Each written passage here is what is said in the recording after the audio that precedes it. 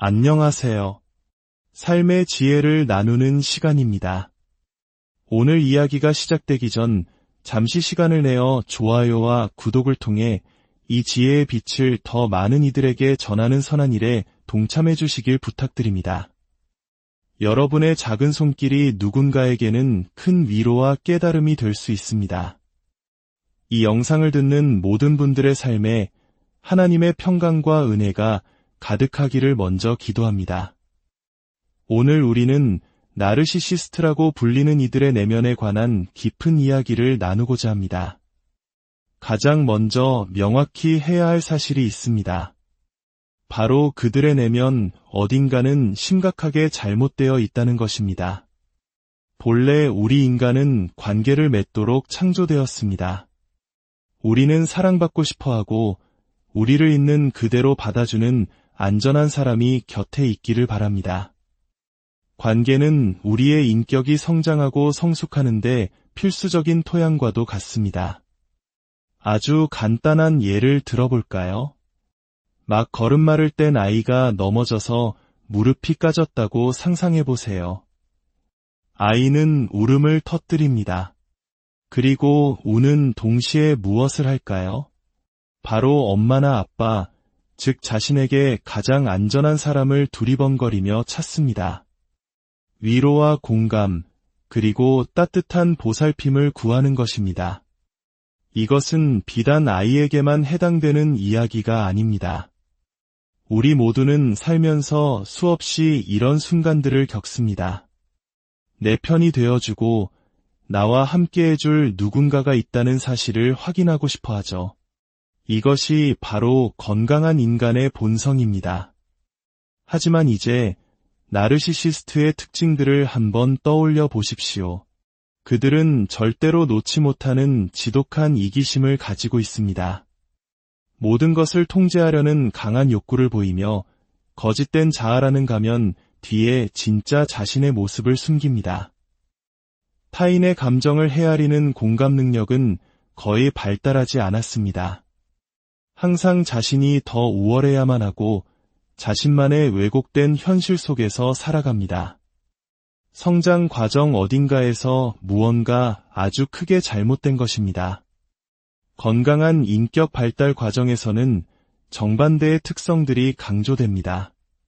우리는 절제력을 배우고 긍정적인 태도를 기르며 자신의 행동에 책임을 지는 법을 익힙니다. 자신감을 키우고 감정을 다스리며 다른 사람들과 어울리는 사회적 기술을 발전시켜 나갑니다. 하지만 나르시시스트의 내면에는 이러한 건강한 특성들이 자리 잡지 못했습니다. 그들의 내면은 늘 초조함과 짜증으로 가득 차 있고 그들에게 세상은 결코 안전한 곳이 아닙니다.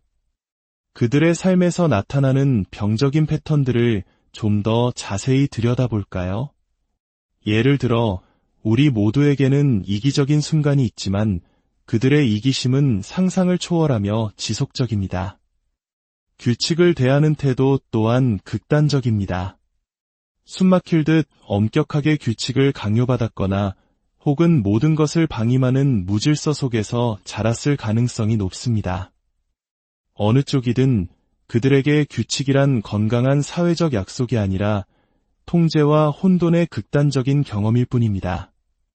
다른 사람의 말을 귀담아 듣고 연결되는 능력은 현저히 떨어집니다. 대신 그들은 자신의 연약한 진짜 모습을 들키지 않기 위해 거짓된 가면을 쓰는데 필사적입니다. 왜냐하면 아무도 믿지 못하기 때문입니다.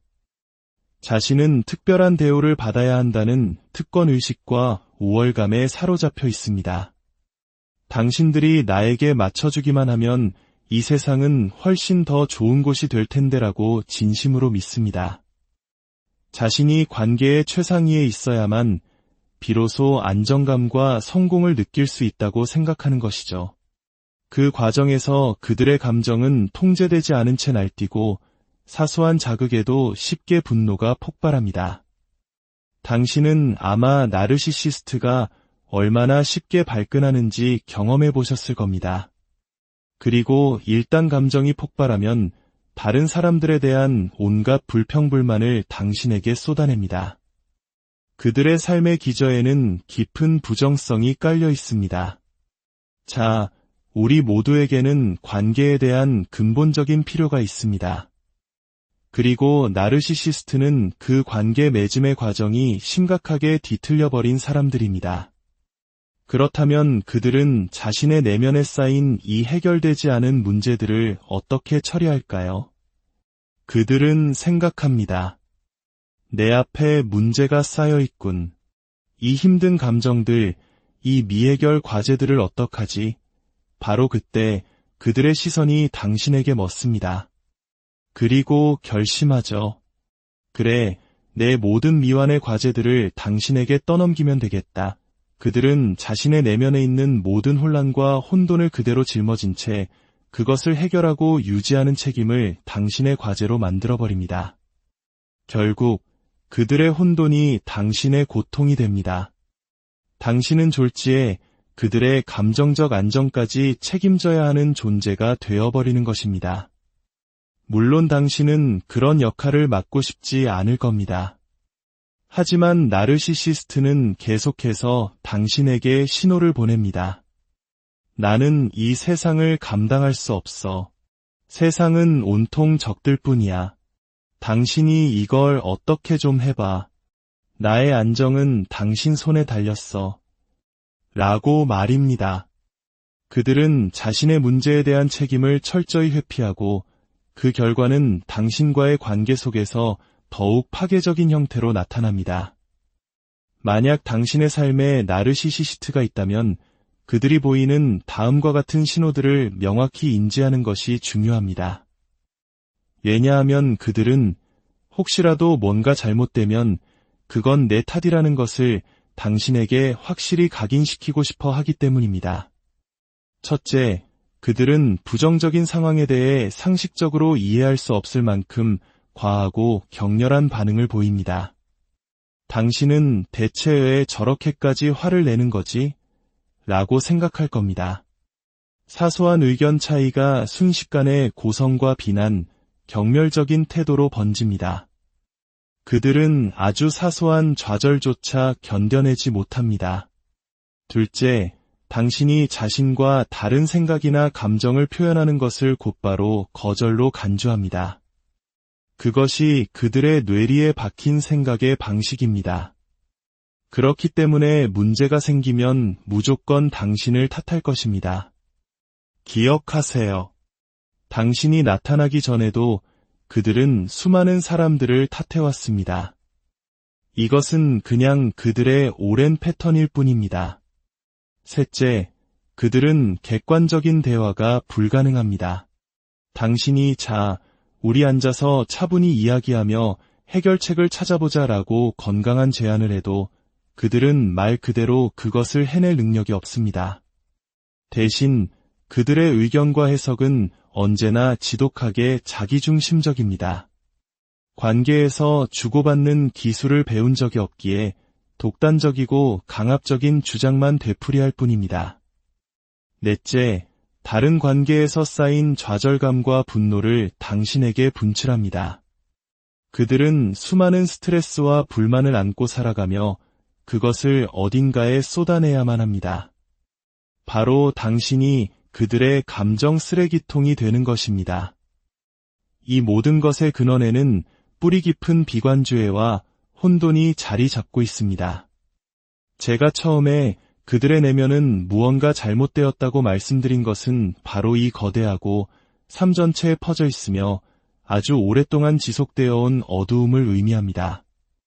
이런 혼돈과 고통을 당신에게 떠넘길 때 당신은 당연히 스스로에게 묻게 될 것입니다. 내가 대체 뭘 잘못했기에 이런 대우를 받아야 하지? 그 질문에 대한 대답은 너무나도 허무합니다. 당신은 그저 그들의 삶에 나타났을 뿐입니다. 당신은 그들의 감정 쓰레기통 역할을 하도록 선택된 것입니다. 만약 당신이 아니었다면 그들은 다른 누군가를 찾아 똑같이 행동했을 겁니다. 이 문제는 당신이 누구인지와는 상관없이 그들 내면에서 계속해서 일어나고 있는 일이라는 것을 반드시 기억해야 합니다. 그렇다면 그들이 자신의 고통을 당신에게 짊어지라고 강요할 때 당신은 어떻게 반응해야 할까요? 너무나 당연한 말이지만 가장 굳게 붙잡아야 할 진실이 있습니다. 나르시시스트가 아무리 당신 탓이라고 우겨도 당신은 문제가 아닙니다. 당신은 그저 그들이 멋대로 쓴 각본에 등장하는 배우일 뿐입니다. 당신이 그 무대에서 내려온다면 다른 누군가가 그 자리를 채우고 정확히 똑같은 대우를 받게 될 것입니다. 문제는 그들이 어디를 가든 누구를 만나든 항상 그들을 따라다니는 그들 자신의 그림자입니다. 이 사실을 알게 되었다면 이제 당신은 스스로를 보호해야 합니다. 그들 내면의 혼돈을 당신에게 쏟아내려고 할 때 당신은 정서적 거리두기를 우선순위에 두는 법을 배워야 합니다.